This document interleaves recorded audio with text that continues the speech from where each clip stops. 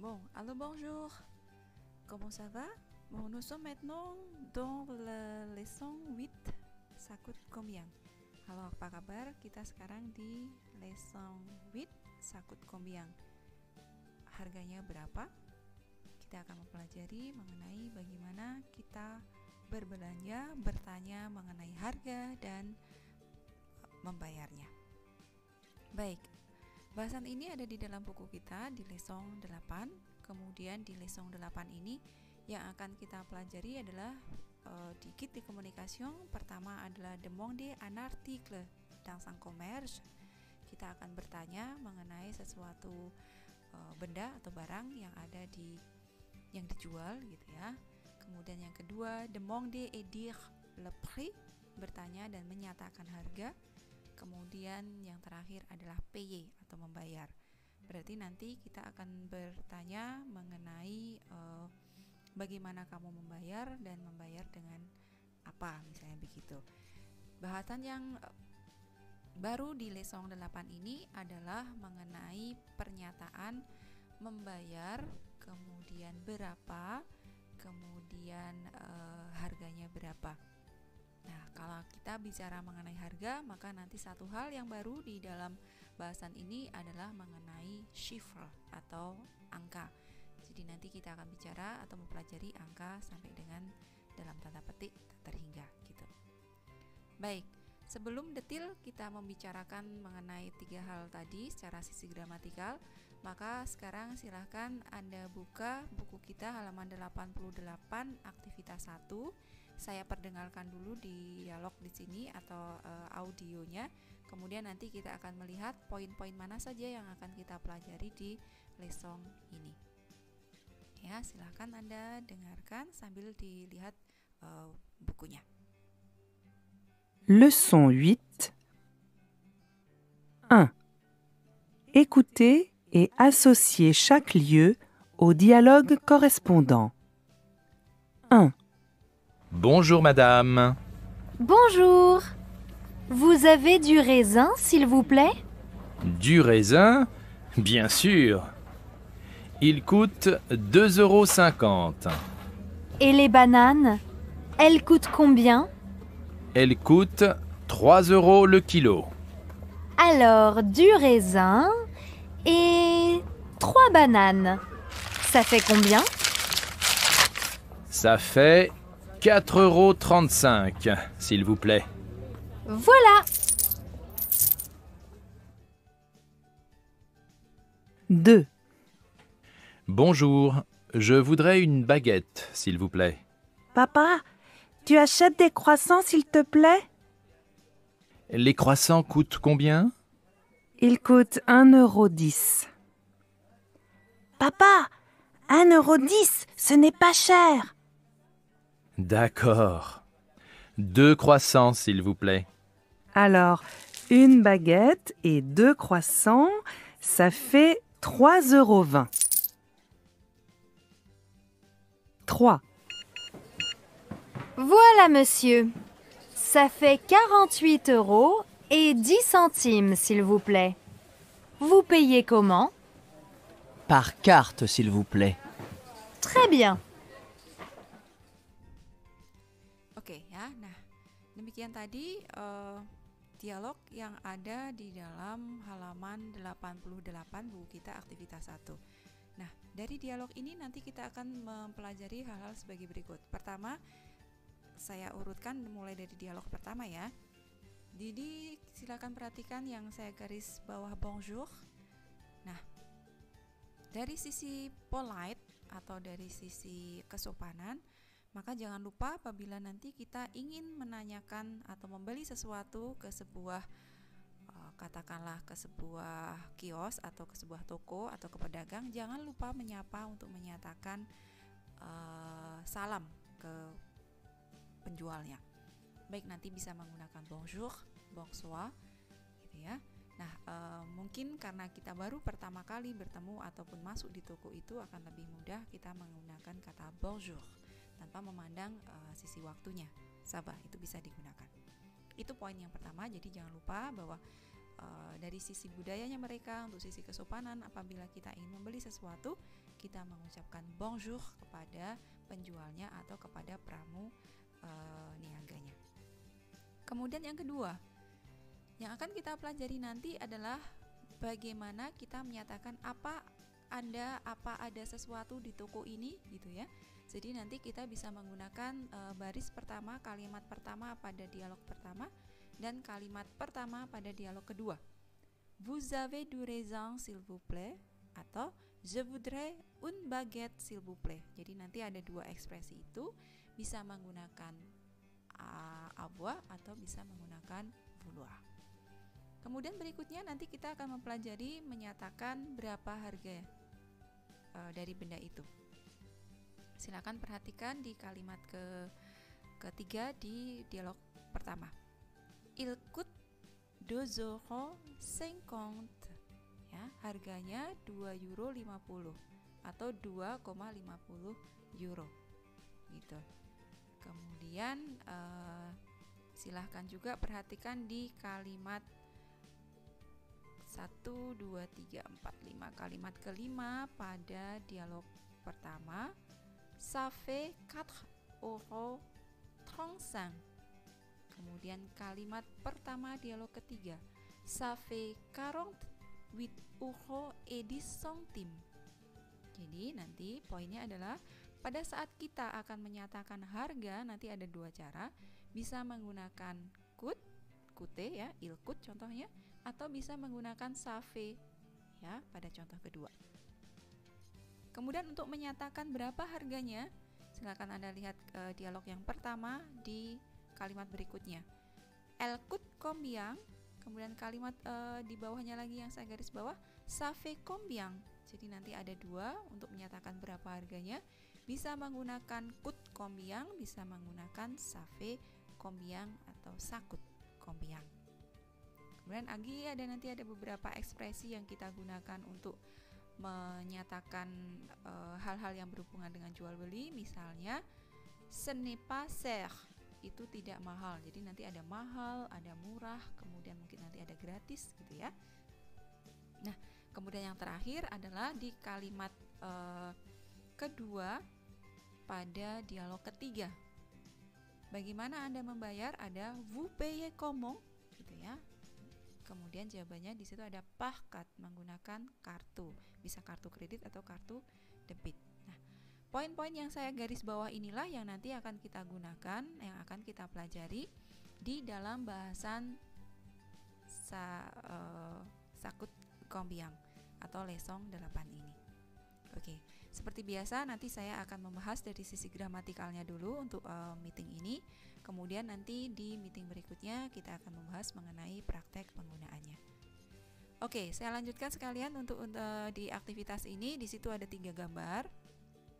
Ada gambar roti, kemudian buah, kemudian supermarket. Jadi kalau kita hubungkan dengan dialog tadi, di situ sudah ada ya, sudah ada corrige di bagian paling bawah. Jadi dialog 2 itu adalah untuk gambar pertama. Untuk gambar kedua adalah dialog pertama. Dan gambar ketiga adalah dialog yang ketiga. Baik, sekarang kita lihat satu persatu. Untuk membahas aktivitas-aktivitas yang tadi sudah saya sampaikan, maka kita harus mengenal dulu vocabulaire atau kosakata-kosakata yang berhubungan dengan les achats atau jual beli, les achats gitu ya, digabungkan S sama A-nya berubah menjadi Z. Les achats. Kemudian les commerces itu adalah tokonya. Les nombres adalah angka. Tadi saya sebutkan chiffre atau nombre. Les achats, les commerces, dan les nombres. Sekarang kita lihat dulu untuk yang les achats. Kita akan bicara mengenai acheter, itu membeli ya. Kemudian coûter, berharga. Payer, membayar. Un commerçant, une commerçante, itu penjualnya. Jadi penjual laki-laki commerçant, penjual perempuan commerçante. Un commerçant, une commerçante. Kemudian untuk cara membayar bisa dengan des espèces, ya, des espèces, tunai, cash, carte bancaire, kartu bank atau kartu kredit atau kartu debit, un chèque, cek. Kemudian nanti kita akan mengenal ada uang untuk yang digunakan di Prancis adalah euro, atau untuk di Uni Eropa semuanya menggunakan euro gitu ya, sebagian besar negara Uni Eropa. Baik, kemudian kita lihat untuk yang le commerce atau tokonya, ada un épicerie, un marché, un magasin,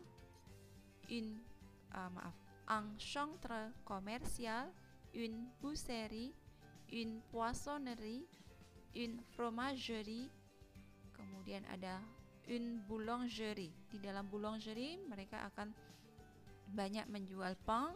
Kemudian khusus untuk yang roti spesifik di Prancis itu ada yang roti panjang gitu ya, disebut dengan baguette, une baguette. Kemudian yang bentuk bulan sabit disebut dengan croissant, un croissant. Ya, oke ya.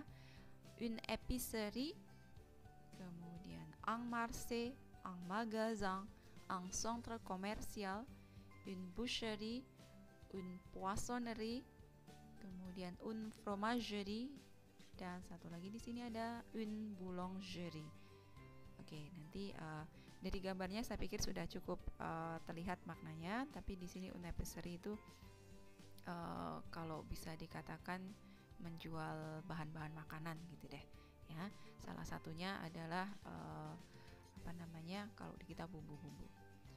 Un marché, pasar. Kemudian biasanya mereka pasarnya itu kalau di kita itu ada khusus pasar tradisional, di sana ada juga yang khusus pasar seperti kita di sini, atau bisa jadi juga mereka hari-hari khusus mereka mempunyai pasar-pasar tertentu yang ada di pinggir-pinggir jalan, ada lapak gitu deh ya.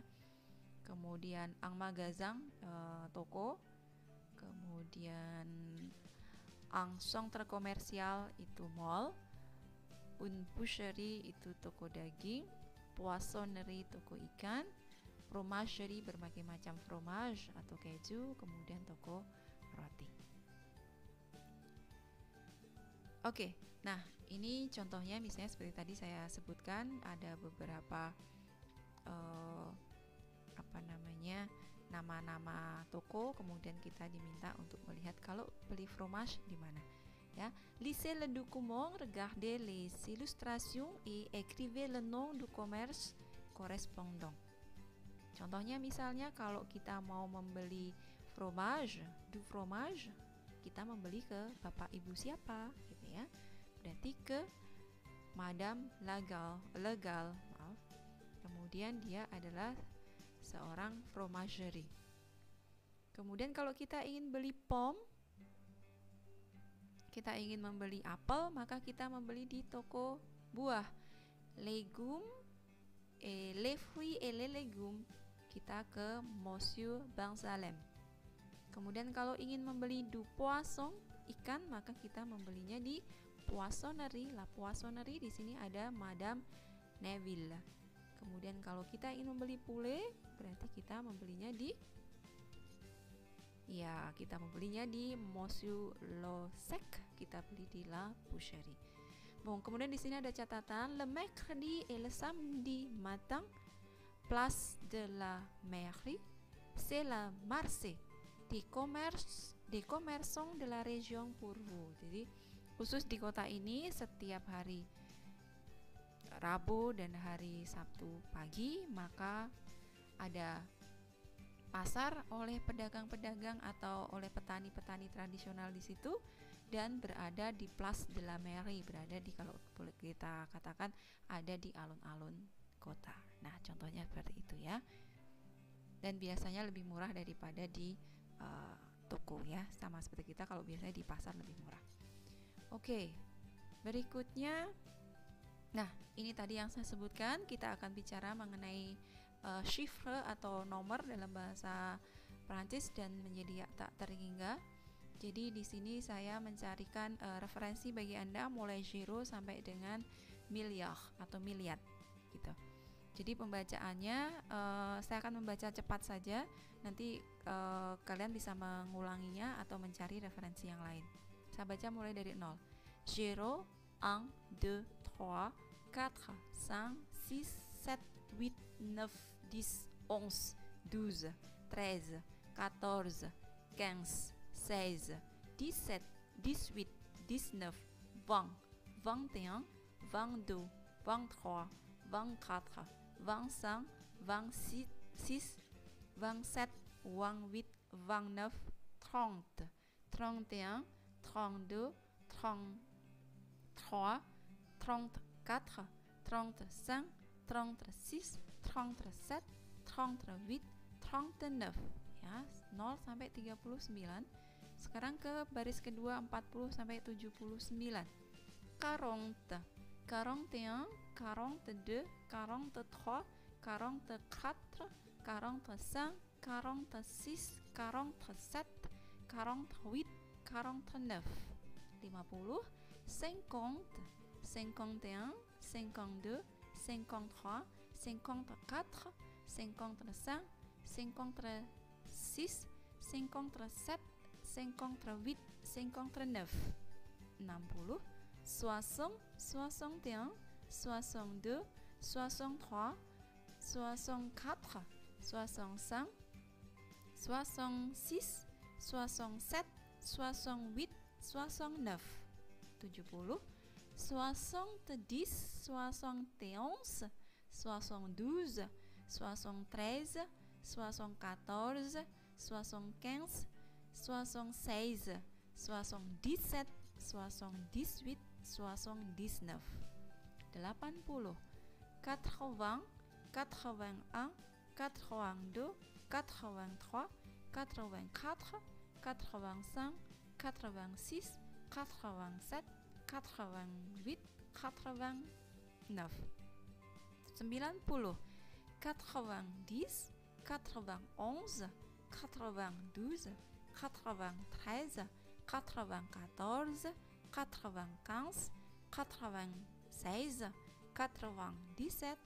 97, 98, 99. Ya, di kolom yang kecil, les grands nombres, angka-angka yang besar.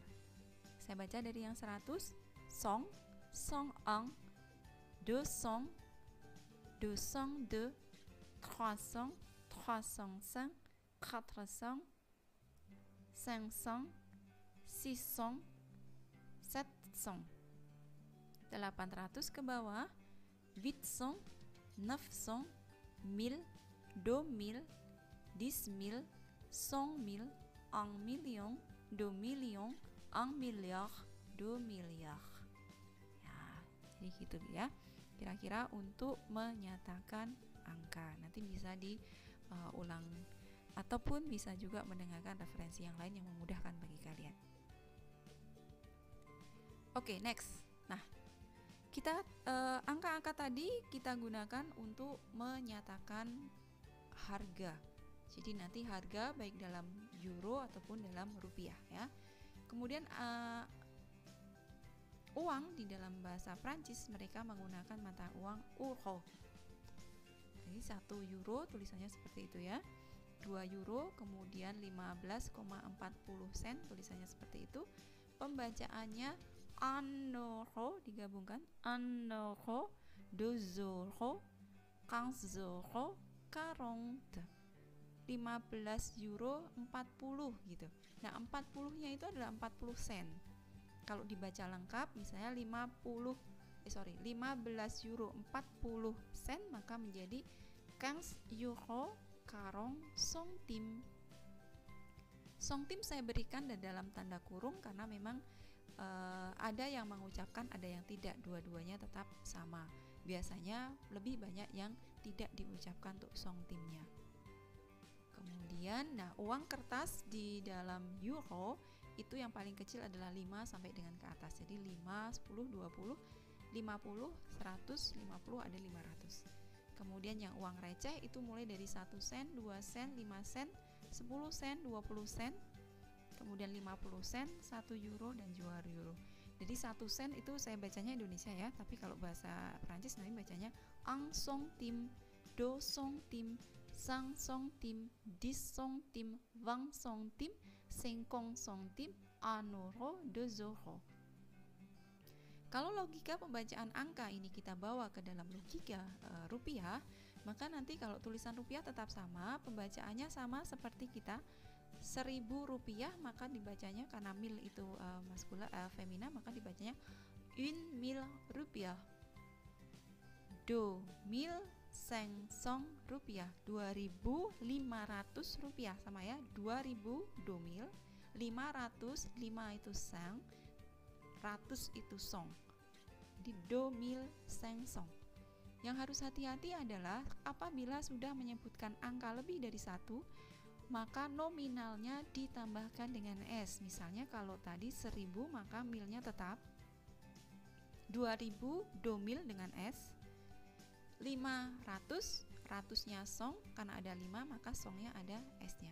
Nah, itu berlanjut sampai angka-angka selanjutnya. Oke, sekarang dari sisi gramatikal yang pertama, bagaimana kita bertanya mengenai suatu barang di sebuah toko. Penggunaannya ada 2, dari sisi polite atau la politesse. Jadi selain kita mengucapkan kata bonjour ke commerçant atau commerçante, maka kita nanti juga bisa memilih penggunaan yang moins poli atau yang poli. Jadi yang kurang sopan atau mungkin lebih tidak polite gitu daripada yang dengan menggunakan poli atau kondisional. Jadi ada 2, untuk yang poli atau yang polite kita menggunakan vouloir, sedangkan yang moins poli kita menggunakan avoir. Gitu. Contohnya misalnya saya ingin bertanya, Bapak punya tomat? Gitu. Kalau saya menggunakan yang moins poli, yang kurang sopan atau yang sedikit sopannya kadar polite-nya sedikit karena sudah ada s'il vous plaît, maka saya menggunakan saya digunakan avoir dikonjugasikan dengan vous menjadi vous avez des tomates s'il vous plaît, monsieur. Nah, misalnya begitu ya. Tetapi apabila kita ingin yang lebih polite, yang lebih sopan, maka kita menggunakan kata kerja vouloir yang dikonjugasikan dengan menggunakan kondisional. Ya. Maka kalimatnya menjadi yang kalimat yang tadi, kalimatnya berubah menjadi je voudrais des tomates s'il vous plaît monsieur, misalnya. Jadi dua-duanya sama. Vous avez des tomates s'il vous plaît dengan je voudrais des tomates s'il vous plaît, itu artinya sama. Hanya yang sedikit berbeda di sini adalah dari sisi nuansa maknanya, moins poli dan poli. Kurang sopan atau sedikit sopan dengan yang sangat sopan. Itu pilihan ada di kita, tapi saran saya kita menggunakan yang lebih sopan. Sekarang kita lihat dari konjugasinya. Tadi kita ada 2 kata kerja yang baru, yaitu kata kerja avoir dan kata kerja vouloir. Kata kerja avoir kita ulang-ulang sekali lagi. Di situ ada j'ai, tu as, il a, elle a, nous avons, vous avez, ils ont, elles ont. Ya, contohnya, tu as du fromage, vous avez une baguette, misalnya begitu. Nah, itu contoh menggunakan avoir. Sekarang untuk yang vouloir harus dikonjugasikan dengan cara kondisional, ya. Maka konjugasinya silakan diperhatikan mulai dari yang atas. Je voudrais, tu voudrais, il voudrait, elle voudrait, nous voudrions, vous voudriez, il voudrait, elle voudrait. Je, tu, il, elle, baik jamak atau tunggal dibacanya sama, voudrait, voudrait, voudrait, voudrait. Okay. Sedangkan nous dibaca dengan voudrions, biasa ya, voudrions. Yang vous dibaca dengan voudriez. Saya ulang untuk yang kondisional. Je voudrais, tu voudrais, il voudrait, elle voudrait, nous voudrions, vous voudriez, il voudrait, elle voudrait. Oke. Nah, 2 susunan kalimat ini baik menggunakan avoir maupun menggunakan vouloir untuk menyatakan benda sesuatu langsung ditambahkan dengan noun-nya. Nanti nounnya bisa menggunakan artikel partitif ataupun angka. Kita lihat contoh saya ulangi lagi. Pada saat kita akan mengatakan kalau yang jual misalnya adik-adik ya, anak kecil gitu, maka saya menggunakan tu as du fromage, ada keju, misalnya begitu ya. Kemudian misalnya s'il te plaît ditambahkan. Saya ganti dengan bentuk yang formal menjadi formal dan polites yang lebih polite. Je voudrais du fromage s'il vous plaît misalnya. Tu as du fromage? Je voudrais du fromage. Yang pertama dengan menggunakan kalimat tanya, yang pertama menggunakan kalimat afirmatif atau kalimat pernyataan. Contoh kedua, vous avez une baguette? Saya ganti dengan yang polite, je voudrais une baguette. Nah, perhatikan nomina yang di sini. Yang pertama, fromage menggunakan artikel du, berarti artikelnya adalah partitif. Sedangkan contoh yang kedua, baguette menggunakan une, sebuah yang dalam hal ini artinya adalah satu. Saya mau satu baguette, satu lonjor gitu apa ya, satu buah, satu roti baguette gitu. Nah, apabila nanti kita menggunakan jumlah 1, 2, dan 3, maka kita tidak membutuhkan artikel lagi, langsung 1, 2, 3 atau jumlah itu yang kita gunakan. Hanya saja hati-hati apabila kita menggunakan angka lebih dari 1, maka nanti nominanya wajib kita berikan S sebagai bentuk jamak. Nah, untuk pemahaman mengenai ini, silakan kerjakan aktivitas di halaman 92 dan 98. Oke, kita bertanya mengenai harga. Ada dua kata bantu tanya yang kita gunakan, yaitu combien dan comment. Combien artinya berapa, comment artinya bagaimana. Contohnya, ça coûte combien? Ça fait combien? Combien ça coûte? Combien ça fait? Nah, silakan perhatikan 4 kalimat saya ini. Untuk menyatakan atau bertanya harga ada dua hal atau ada dua cara yang digunakan. Pertama, menggunakan kata kerja coûter, itu ça coûte combien. Yang kedua, menggunakan kata kerja faire pada kata ça fait combien. Kata combien atau kata bantu combien yang artinya berapa bisa diletakkan di belakang, bisa diletakkan di depan, artinya sama. Ça coûte combien? Ça fait combien? Combien ça coûte? Combien ça fait? Artinya berapa harganya ini? Gitu.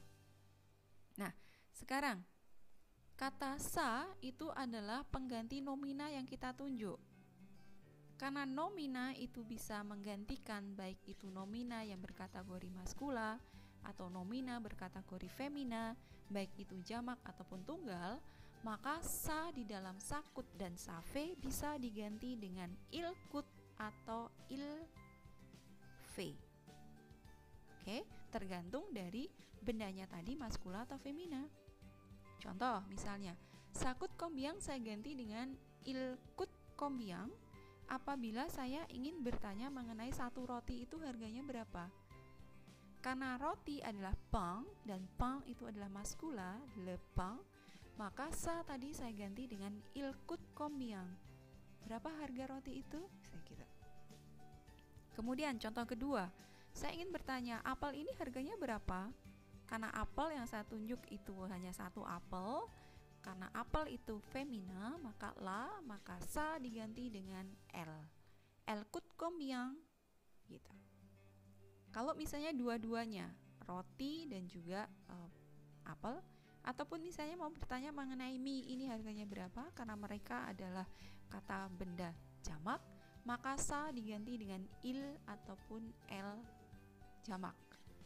Ya, kalau mie maka menjadi elle coûte combien. Kalau roti dengan pom, roti dengan apel, karena le dengan la, maka kalau digabungkan menjadi il, maka menjadi il coûte combien. Misalnya begitu, ya. Nah, ini yang menggunakan coûte. Kalau menggunakan fait bagaimana? Sama. Jadi yang tadi ça fait combien, combien ça fait diganti. Il fait combien, elle fait combien, elles font combien, ils font combien.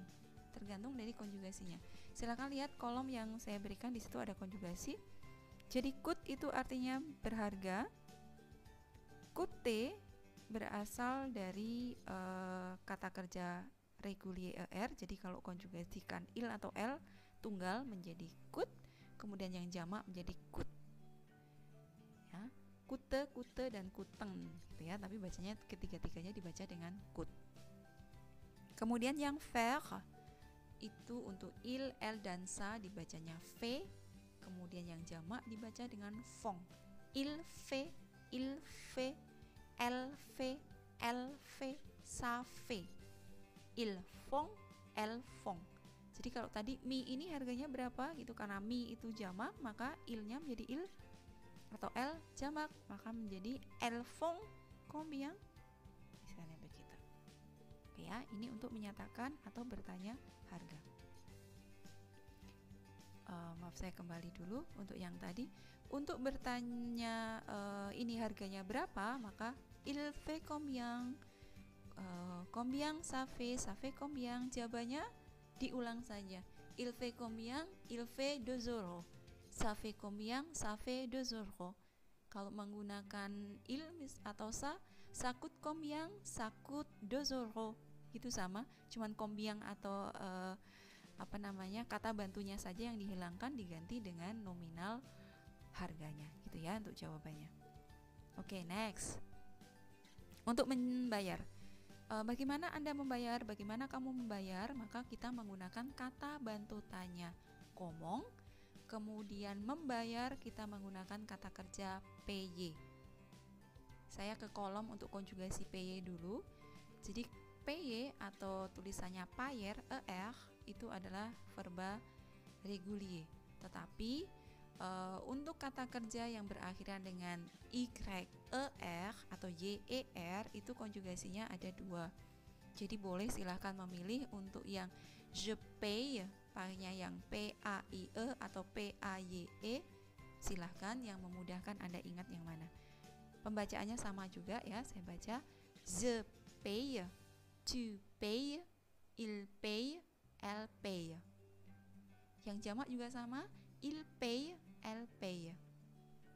Saya baca dari atas, paye, je paye, tu paye, il paye, elle paye, vous payez, nous payons, il paye, elle paye.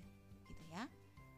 Nah, sekarang kalau kita ingin bertanya bagaimana Anda membayar atau Anda membayar dengan cara bagaimana, maka tinggal yang kalimat tadi sesuai dengan subjeknya kita tambahkan dengan kata bantu comment yang bisa diletakkan di belakang ataupun di depan. Vous payez comment, monsieur? Monsieur, comment vous payez? Misalnya. Kemudian nanti jawabannya dengan sesuai dengan subjeknya. Je paye, titik-titik. Saya membayar dengan uang cash. Saya membayar dengan kartu kredit misalnya. Kemudian saya berikan contohnya di sini misalnya, vous payez comment? Je paye en espèces. Saya membayar cash. Il paye comment? Il paye par carte. Dia membayar dengan kartu. Kemudian et comment vous payez? Nous payons par chèque. Kami membayar dengan cek. Begitu. Nah, ini beberapa aturan gramatikal yang nanti kita gunakan untuk pembahasan leçon 8 comment tentang sakut combien. Untuk memperdalam konjugasi ataupun juga kalimat-kalimat secara tertulis, silahkan kerjakan eksersis halaman 94, 6 dan 7 dan eksersis 95, 9 dan 10. Seperti biasa, nanti silahkan Anda kerjakan sesuai dengan tenggat presensi, nanti dikumpulkan sesuai dengan due date presensinya.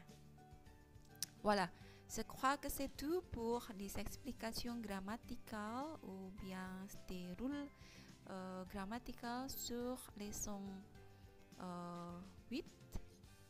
Ça coûte combien? Bon, merci beaucoup et à la semaine prochaine. Au revoir.